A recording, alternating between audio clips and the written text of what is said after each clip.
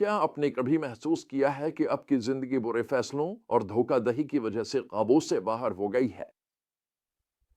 یعقوب اور عیسیٰ کی کہانی ایک بہترین مثال ہے کہ جب ہم خدا کی سچائی کے بجائے اپنے گناہ آلود نفس کو چنتے ہیں تو اس کا نتیجہ تفرقہ، قرواہٹ اور بے ترتیبی کی صورت میں نکلتا ہے۔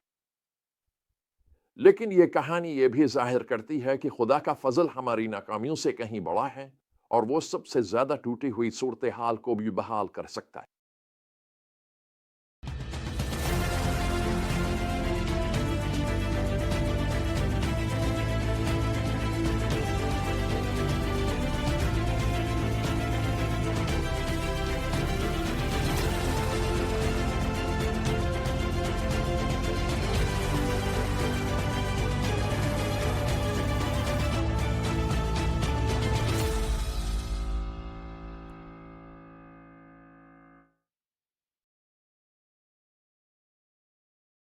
جیسے ہم نے ابراہیم اور اسحاق کے ساتھ دیکھا، خدا نے ایک حیرت انگیز وعدہ کیا تھا کہ وہ ابراہیم کی نسل کو برکت دے گا اور ان بھی پوری دنیا کے لیے باعث برکت بنائے گا۔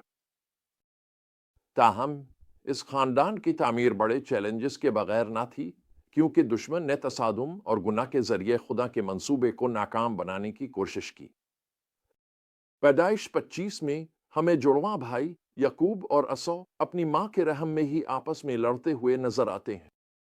عیسیٰ سرخ اور گھنے بالوں والا پیدا ہوتا ہے، جبکہ یعقوب اور عیسیٰ کی ارلی پکڑے آتا ہے، مستقبل کے تنازع کا اشارہ۔ دونوں بھائی ایک دوسرے کی ضد ہیں۔ عیسیٰ شکاری تھا، جبکہ یعقوب گھر میں رہنے والا۔ ایک دن تھکہارا عیسیٰ ایک پیالہ ڈال کے بدلے اپنی وراثت یعقوب کو دے دیتا ہے۔ نئے عہد نامے میں عبرانیوں 12 اس فیصلے کو بے دینی قرار دیتا ہے، جہاں عیسیٰ نے عارضی تسکین کو ترجیح دی اپنی روحانی وراثت پر۔ ان کے والد اسحاق عیسیٰ کو زیادہ پسند کرتے تھے، جبکہ ربقہ یعقوب کو ترجیح دیتی تھیں۔ جب اسحاق بوڑھے ہو گئے اور ان کی بینائی کمزور ہو گئی تو ربقہ نے ایک منصوبہ بنایا تاکہ یعقوب عیسیٰ کی برکت چرا لے۔ وہ اسحاق کا پسندیدہ کھانا پکاتی ہے اور یعقوب کو عیسیٰ کا بھیس پہنا دیتی ہے۔ دھوکہ کھا کر اسحاق یعقوب کو عیسیٰ کی برکت دے دیتا ہے۔ عیسیٰ غصے میں آ کر یعقوب کے قتل کا عہد کرتا ہے، جس پر یعقوب جان بچانے کی ربقہ کے وطن بھاگ جاتا ہے۔ گناہ کس قدر تباہی مچاتا ہے۔ عیسیٰ کی جلد بازی، اسحاق کی جانبداری، ربقہ کی چالاکی اور یعقوب کی فریب کاری نے ان کے خاندان کو بکھیر دیا۔ غلطیہ 5 آیات 19 سے 21 میں رقابت، اختلافات اور تفرقے جیسے اعمال کو جسم کے کام قرار دیا گیا ہے۔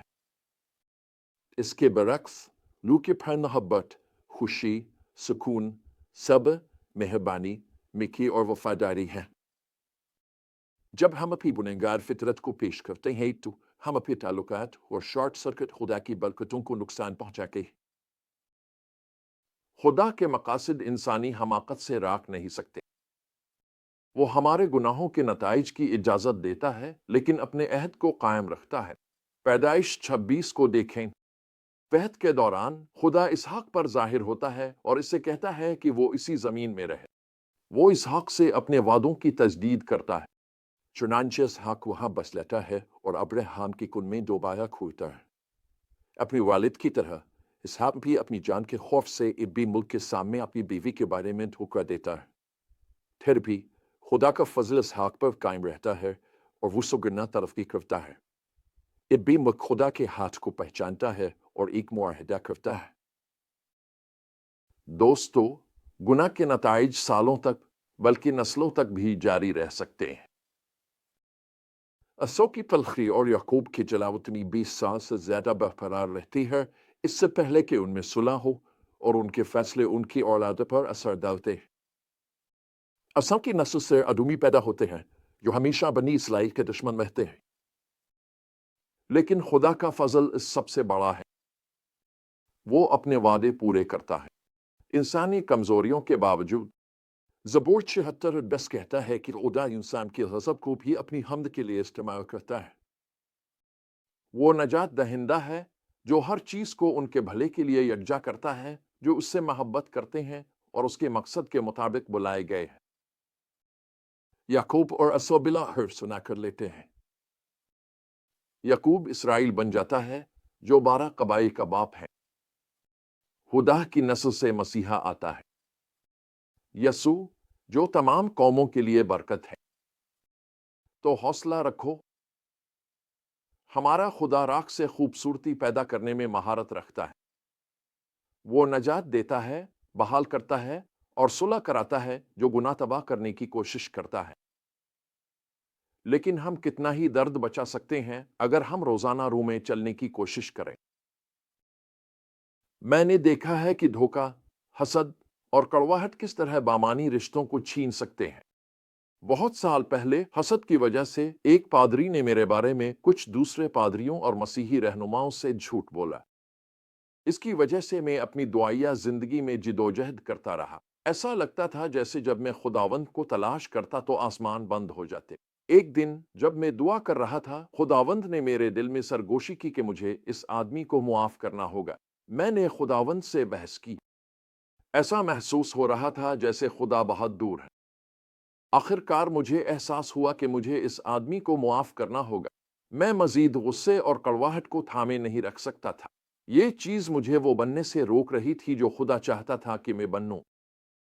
میں نے اس آدمی کو فون کیا اور پوچھا کہ کیا ہم مل سکتے ہیں، اور جب ہم ملے تو اس نے مجھ سے معافی مانگی اور کہا کہ جو کچھ اس نے کیا وہ غلط تھا۔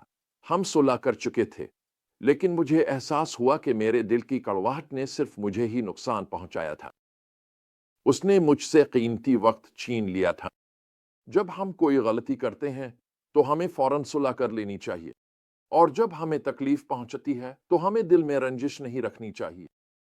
آج میں زندگی کی مختصر مدت کا گہرا احساس لے کر جیتا ہوں۔ ہر دن اہم ہے، اسی لیے ہمیں آج ہی روشنی میں چلنا چاہیے۔ زندگی بہت مختصر ہے۔ عبرانیوں 12:14 میں لکھا ہے، سچ کے ساتھ صلح سے رہنے اور پاکیزگی اختیار کرنے کی پوری کوشش کرو، کیونکہ پاکیزگی کے بغیر کوئی بھی خداوند کو نہیں دیکھے گا۔ آئیے یعقوب اور عیسو سے سبق سیکھی۔ عارضی خواہشات کو ابدی انعامات پر ترجیح دینے سے بچیں۔ آگے بڑھنے کے لیے چالاکی یا دھوکہ دہی کی خواہش کی مزاحمت کریں۔ جانبداری، موازنہ اور حسد سے توبہ کریں۔ سب لوگوں کے ساتھ خدا کی محبت اور امن کو اپنانے کی کوشش کریں۔ جب تمہارے ساتھ ناانصافی ہو تو معاف کر دو۔ اگر ممکن ہو تو صلح کر لو۔